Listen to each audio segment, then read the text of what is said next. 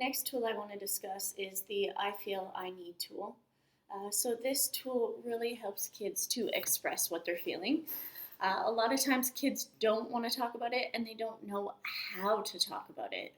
What I've found is that a lot of kids like to hold on to their feelings. They don't like to share them or talk about them, and they just keep it all bottled in. So this session in working with kids is really talking to them about how to express those feelings.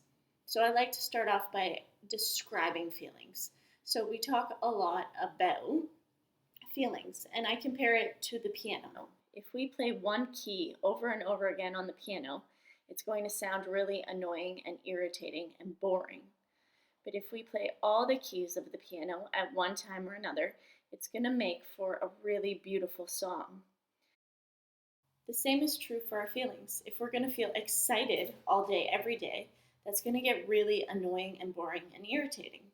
We need all of the feelings to have a beautiful life. So just like the keys of the piano, they make a beautiful song, so do all of the emotions. But the problem is that lots of kids and even adults think that there's bad feelings.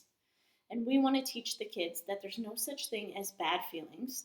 They're all important and necessary, and they play a part, but it's just that some of them can feel more uncomfortable than others.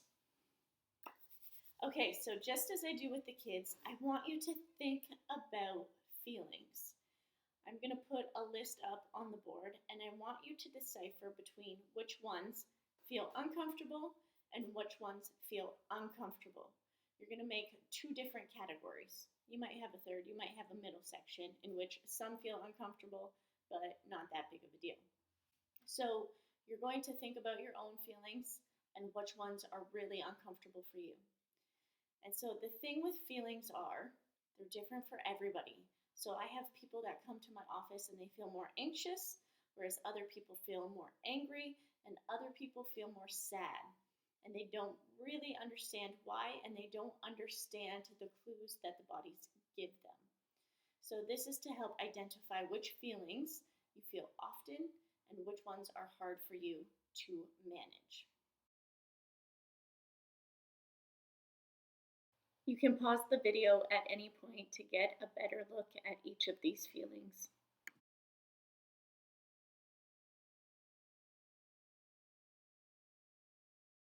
So from there, I want you to look at your feelings chart. You're going to have comfortable and uncomfortable. We're not focusing on the comfortable because we don't necessarily need anything when we feel comfortable. So I want you to look at the uncomfortable side, and you're going to put them now into a category.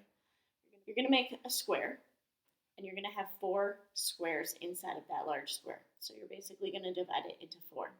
You're going to have never, sometimes, often, and always. And then I want you to think about those uncomfortable feelings that you feel, and you're going to place them into the categories. Do you feel anxious? Never, sometimes, often, or always? You're going to do that with every single uncomfortable feeling that you identify. The 3 things that make expressing a feeling unhealthy: if we hurt ourselves, if we hurt someone else, or if we break the things around us. Now, I don't know about you, but I didn't get taught a whole lot about healthy expression of emotions. So give yourself some grace if you're still learning and processing. I mean, we will always be learning and growing, and I think feelings will always be something that we're working at. Whether we're 9, 99, it's always going to be a work in progress. A work in process, a work in progress. All right, so then I want you to think about, with those uncomfortable feelings that you feel often or always, what are some strategies that you use to help you work through those emotions?